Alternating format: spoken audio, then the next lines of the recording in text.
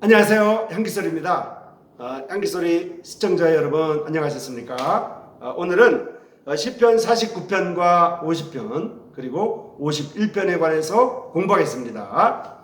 시편 49편의 제목은 멸망하는 짐승과 같은 인생이라는 제목이고요. 시편 50편의 제목은 하나님께서는 사람과 같지 않습니다 라는 제목이며, 시편 51편의 제목은 정한 마음을 창조하시는 하나님이라는 제목입니다. 자, 그러면 시편 49편 공부를 시작하겠습니다. 시편 49편은 그 제목이 멸망하는 짐승 같은 인생이라고 말씀을 드렸습니다. 먼저 시편 49편 20절의 말씀을 먼저 읽겠습니다. 사람이 존귀하다고 한들 깨닫지 못할 때에는 멸망하는 짐승과 같습니다 라는 뜻이, 라는 내용이 시편 49편 20절에 나와 있습니다. 옛날이나 지금이나 사람들은 물질적인 삶, 잘 먹고 잘 입고 호화스럽게 편안하게 사는 삶이 인간들이 바라는 소망의 하나입니다. 그렇죠? 가난하지만 영적인 것으로 행복한 삶을 노래하고 진리와 정의를 추구하기 때문에 순환을 받는 삶을 노래한 동시에 변하고 무상한 인간의 육체적 생활도 노래하고 있습니다. 삶은 하나님을 가까이 하는 삶과 이 세상 물질을 가까이 하는 삶, 이렇게 크게 둘로 나누어진다고 볼 수가 있습니다. 후자의 경우에는 부와 가난이란 문제가 인간의 삶 가운데 언제나 따라다닙니다. 부를 가지면 즐거워하고요, 가난하게 되면 육체적, 정신적 고통을 당하게 마련입니다.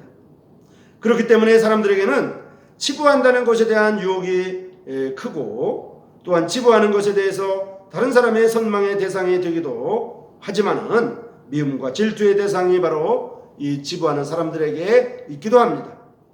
시편 49편은 인간이 가지는 재물에서 오는 유혹을 물리치고 재물을 가진 자들의 부의 횡포를 어떻게 이해할 것이냐를 시인이 고민하고 있습니다. 재물에서 오는 유혹도 물리쳤고, 금욕이 아무리 인간을 억압하고 공포를 준다고 해도 이런 물질적인 권세에 굴하지 아니할 담대한 지혜를 얻은 사람을 소개하고 있습니다.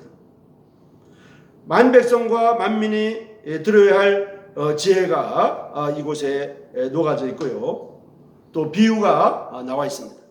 그리고 오묘한 말들이 소개되고 있습니다. 어떻게 이 세상을 사람답게 살아갈 수 있을까 함을 가르치는 생활 요령이요, 그 지침이라고 볼 수도 있겠습니다. 재물 그 자체는 나쁘다고 하지 않습니다. 이것을 의지하는 사람이 어리석다고 가르쳐주고 있는 것입니다. 재물을 가지는 것이 잘못이 아니라 그것이 영구히 자기의 것이라고 생각하는 것 자체가 어리석다고 가르쳐주고 있는 것입니다. 사람의 생명과 사람의 재물을 비교하고 있습니다. 재물은 결코 사람의 목숨보다 귀할 수는 없습니다. 자기 재물을 의지하고 자기 부를 자랑하는 자는 형제의 목숨을 속량할 수가 없습니다. 대가를 지불한다고 해서 하나님께서 죽은 목숨을 살리시지는 않습니다. 이것이 바로 5절에서 7절까지에 기록되어 있습니다. 악한 자들이 재물로서 횡포를 하며 그의 금욕으로 사람을 공경에 빠지게 해도 조금 더 두려워할 필요가 없다고 가르쳐주고 있는 것입니다. 아무리 재물이 많다고 해도 그것으로 죽은 사람의 목숨을 도로 살려낼 수는 없기 때문입니다. 사람의 목숨은 한계가 있고요, 영원히 살아갈 수 없기 때문입니다. 아무리 재물이 많고 그 재물로 온갖 악한 짓을 다 한다고 해도 그는 영원히 이 땅에서 살 수는 없기 때문에 재물이 많아도 한 번 죽으면 그만이라고 가르쳐주고 있습니다. 생명과 재물을 대조시켜서 사람의 생명의 한계성을 깨닫지 못하고 재물만 의지하는 일은 어리석은 일이라고 알려주고 있는 것입니다. 지혜로운 사람도 죽고 어리석고 우둔한 자도 다 죽고 맙니다. 아무리 재물이 많아도 한 번 죽으면 그 재물은 다른 사람의 것이 되고 마는 것입니다. 사람이 죽을 때 그 재물을 가져가는 사람은 없습니다. 이 세상에서 재물의 힘으로 얻은 영광이 있다고 할지라도 그가 한번 죽으면 그 영광도 함께 가져가지는 못합니다. 이 세상 영화를 얻기에 골몰하는 것도 어리석은 짓인 줄 알아야만 한다고 가르쳐주고 있습니다. 사람은 이러한 이치를 모르고 죽는 순간까지 그 재물에 대한 애착심을 가지고 있습니다. 비록 재물, 땅, 집과 같은 이러한 부동산을 자기 이름으로 등기를 한다고 해도 한번 사람이 죽으면 그런 것들이 따라가는 것은 결코 아닌 것입니다. 죽은 자들이 거할 곳은 무덤뿐이고 그 무덤에서 대대로 머물 수밖에 없는 것입니다. 영구의 무덤 속에 거할 인간이 재물을 의지하고 사는 사람은 짐승과 같은 존재입니다. 영구의 무덤에 거할 인간이 마치 재물이 영원한 것처럼 재물만을 의지하고 사는 사람, 그런 사람은 짐승과 같은 존재라고 가르쳐주고 있는 것입니다. 아무리 건장하게 날뛰어도 결국 죽고 마는 짐승 같은 존재가 바로 사람입니다. 이러한 운명은 재물을 의지하는 사람만이 아니라 제 잘난 맛으로 살아가는 사람, 그리고 자신만만하게 자신에게 만족하고 있는 사람도 죽고 말 짐승과 같은 존재라고 볼 수가 있겠습니다. 그렇기 때문에 하나님을 의지하고 사는 사람은 사람이 치부하여 잘 살고 영화를 누려도 부러워할 것도 두려워할 것도 결코 없습니다. 아무리 칭찬과 축하의 꽃다발 속에 생을 보낸다고 해도 부러워할 것이 없는 것입니다. 우리가 죽어도 하나님이 영접해 주시고 영원한 죽음에서 영원한 생명으로 옮겨주시는 하나님을 의지하는 것이 가장 지혜로운 일입니다. 이제 시편 49편에서는 우리가 멸망하는 짐승과 같은 인생에 대해서 살펴보았습니다. 멸망하는 짐승과 같은 존재처럼 재물만을 의지하는 이러한 인생이 아니라 참으로 지혜로운 인생의 길은 우리가 죽는다고 할지라도 하나님이 영접해 주신다고 하는 이 사실을 알고 영원한 죽음에서 영원한 생명으로 옮겨주시는 하나님의 사랑, 우리 주 예수 그리스도의 그 큰 사랑을 깨닫는 것, 이것이 바로 가장 지혜로운 일이라고 시편 49편은 우리에게 가르쳐주고 있는 것입니다. 자, 이제 시편 50편으로 넘어가겠습니다.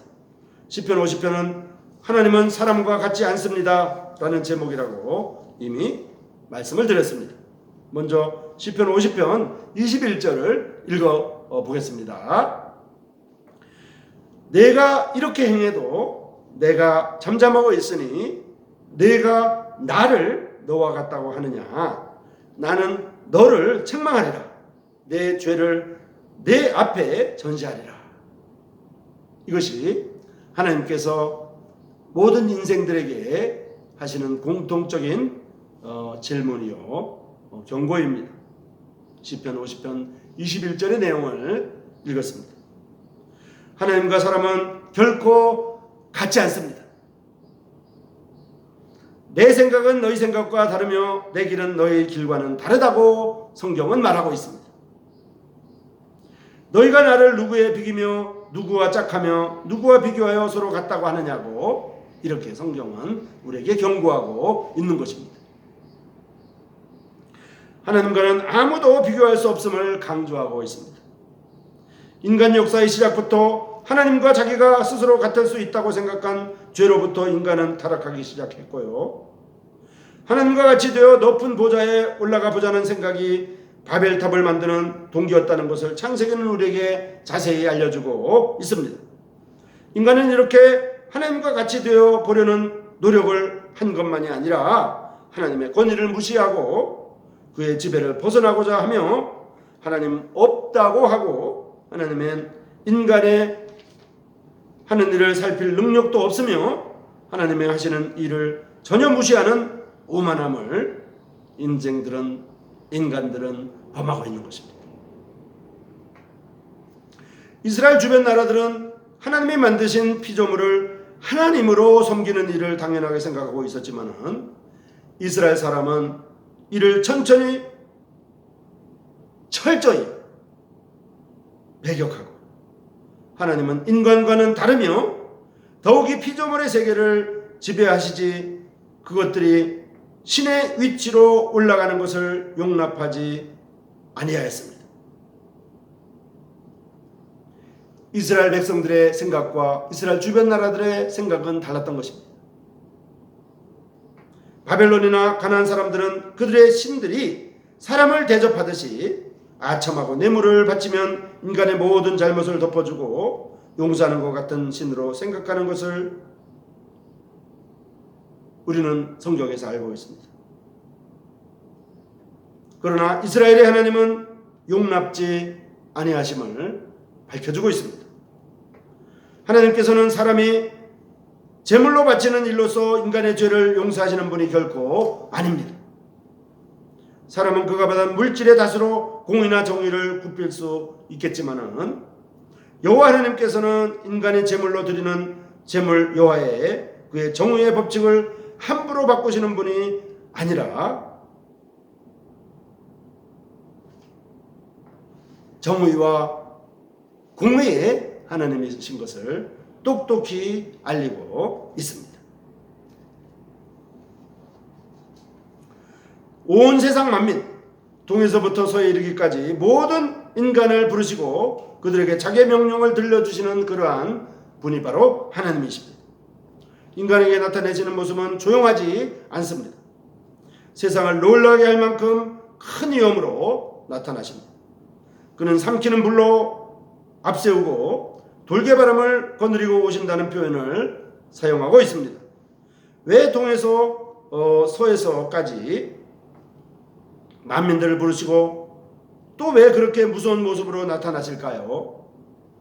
그것은 만민을 심판하시고 특히 하나님의 백성 이스라엘, 그의 언약의 백성을 불러 모으셔서 그들의 행한 일을 심판하시러 오신다는 것을 알려주기 위함입니다. 만민과 이스라엘을 판단하시는 재판장이기 때문에, 그리고 그의 재판의 원칙은 다만 정의이기 때문인 것입니다.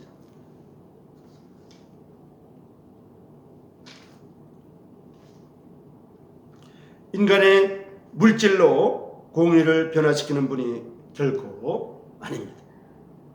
하나님은 사람과 같지 않습니다.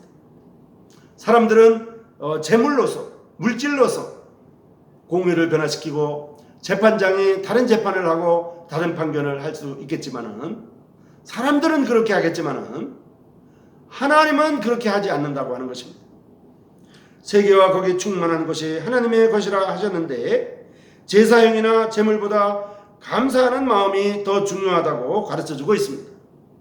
소와 살찐 소를 드림보다 노래로 하나님을 찬양하는 것을 더 기뻐하신다고 말씀하고 있는 것입니다. 시편 50편은 하나님께서는 사람과 같지 않다고 하는 것을 우리에게 가르쳐줍니다. 사람은 물질에 의해서 그 정의가 굽어지고 재판을 달리하겠지만은 하나님은 결코 그렇지 않다고 말씀하고 있습니다. 하나님의 생각은 사람의 생각과 다르며 하나님의 길은 사람의 길과는 다르다고 우리에게 가르쳐주고 있는 것입니다. 자, 그러면 시편 51편으로 넘어가겠습니다. 시편 51편은 정한 마음을 창조하시는 하나님이라는 제목이라고 이미 말씀드렸습니다. 먼저 시편 51편 10절을 읽어드리겠습니다. 하나님이여, 내 안에 정한 마음을 창조하시고 내 속에 주님의 거룩한 정신을 일깨워 주소서 라는 내용이 시편 51편 10절에 나와 있습니다. 죄사함을 받는 것은 축복입니다.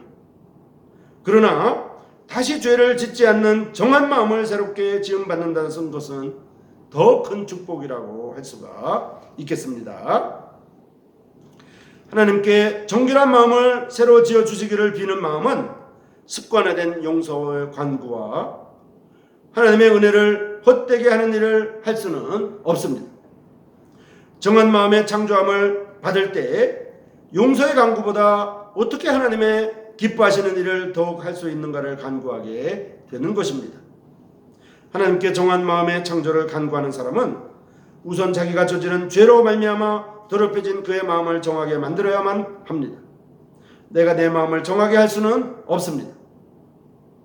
마치 굴뚝이 자신을 정결케 할 수 없음 같이 청소부가 이 일을 해주어야 그것이 깨끗해지듯이 우리 마음을 정결케 하면 오직 하나님만이 하실 수가 있습니다. 깨끗함을 받는 것은 빨래처럼 눈으로 우리 마음이 깨끗해진 것을 눈으로 볼 수는 없습니다. 다만 재판장이 어느 죄인에게 당신은 죄가 없소 이렇게 하듯이 하나님이 사죄의 선언을 해주어야만 합니다. 이러한 선언은 개인적인 것이라기보다 공동체적인 성격을 띠고 있습니다. 우슬초로서 나를 정결케 하소서, 나를 씻기소서. 이런 표현은 깨끗함을 원하는 그런 마음의 표현입니다. 우슬초는 제사법에 문둥이나 부정한 사람을 깨끗게 해서 젊음을 선언할 때 뿌리는 특수한 정화수입니다. 정화수라는 것은 정화시키는 그런 나무나 정화시키는 그런 풀이 바로 우슬초라는 그런 뜻이 되겠습니다. 우슬초는 소우자에다가 무릎술자를 써서 소 무릎에 소가 이렇게 걸어다닐 때 소 무릎에 자주 이렇게 거치는 흔하디 흔한 그런 풀이라는 그런 뜻이기도 합니다. 팔레스타인 성곽들 위에 자라는 흔한 풀의 이름이 바로 우슬초입니다. 그러나 부정한 자를 깨끗하다 할 때 이 풀의 묶음에다가 짐승의 피를 찍어서 제단에 뿌리는 그러한 법이 있습니다. 특히 나를 씻기소서 하는 것은 예수님께서 제자들의 발을 씻기신 일을 연상하면 깨끗함을 얻는 구체적인 방법을 알게 된다고 말씀드릴 수 있습니다. 주님께서는 중심의 진실을 원하시오니 이렇게 말씀하신 대로 하나님께서는 인간이 진실하지 않은 마음과 진실하지 않은 태도를 가짐을 결코 원하지 않습니다. 하나님을 두려워할 줄 아는 마음, 이것이 지혜의 근본이라고 성경은 우리에게 경고하십니다. 하나님 앞에 진실을 가진다는 것은 곧 자기의 지은 죄를 숨기지 않고 낱낱이 고백하는 것이라고 볼 수도 있습니다. 정결한 마음을 창조받기 위하여 하나님의 은혜를 구해야만 하겠습니다. 은혜는 내가 하나님 앞에 솔직하지 않고서는 결코 받을 수가 없습니다. 죄 명칭만이 문제가 되지는 않습니다. 인간 자신의 근본이 죄로 인하여 인간이 형성되었고 그렇게 만들어진 인간이 땅 위에 나타나는 모든 일도 죄로 나타났으며 자기가 지금까지 살아온 것이 모두 죄라는 것을 고백하는 그러한 마음입니다. 내가 죄악 중에 출생하였고 모친이 죄 중에 나를 잉태하였나이다 라고 5절에 나와 있는 것과 같습니다. 인간은 철저하게 하나님께 반역하고 잘못을 저지를 가능성이 있으니 이러한 가능성을 극복할 수 있는 정한 마음을 창조해 주기를 간절히 구하고 있는 것입니다. 사죄의 은총을 노래함보다 우리 인간이 운명적으로 지고 있는 죄악의 경향성을 하나님의 창조해 주시는 새 마음으로 극복할 수 있기를 간절히 구하고 있는 것을 보여줍니다.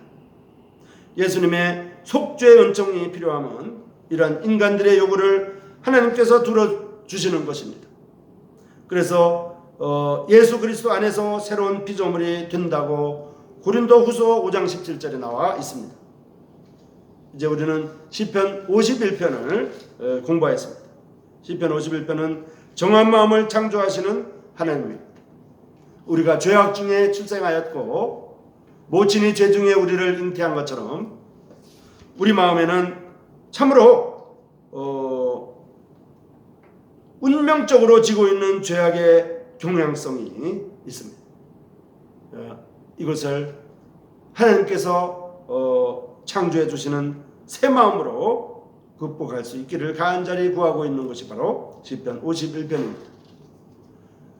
향기소리 시청자 여러분, 오늘은 시편 49편과 50편과 51편에 대해서 공부했습니다. 시편 49편에서는 멸망하는 짐승과 같은 인생에 대해서 살펴보았고요. 재물만을 의지하고 재물만을 고집하는 이러한 인생은 참으로 멸망하는 짐승과 같다고 성경은 경고합니다. 그리고 시편 50편에서는 하나님께서는 사람과 같지 않다고 말씀을 드렸습니다.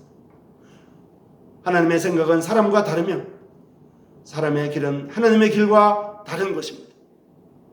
그래서 하나님의 자녀가 되는 유일한 길,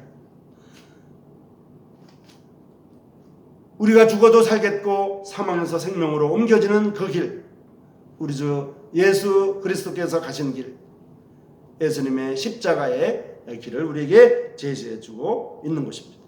시편 51편은 정한 마음을 창조하시는 하나님에 대해서 우리가 살펴보았습니다. 우리의 마음은 죄를 끊임없이 짓는 경향성을 가지고 있습니다. 우리가 죄악 중에 출생하였고 모친이 죄 중에 잉태했다고 하는 경고의 메시지를 우리가 들었습니다. 그래서 우리가 이 정한 새로운 새 마음을 주님께서 우리에게 주심으로 말미암아 우리가 하나님 앞에 새로운 피조물로서 살아간다고 하는 놀라운 고백이, 놀라운 간절한 구함이 시편 51편에 나타나 있는 것을 보았습니다. 향기소리 시청자 여러분, 평안하십시오. 그리고 다음 이 시간까지 안녕히 계십시오. 고맙습니다.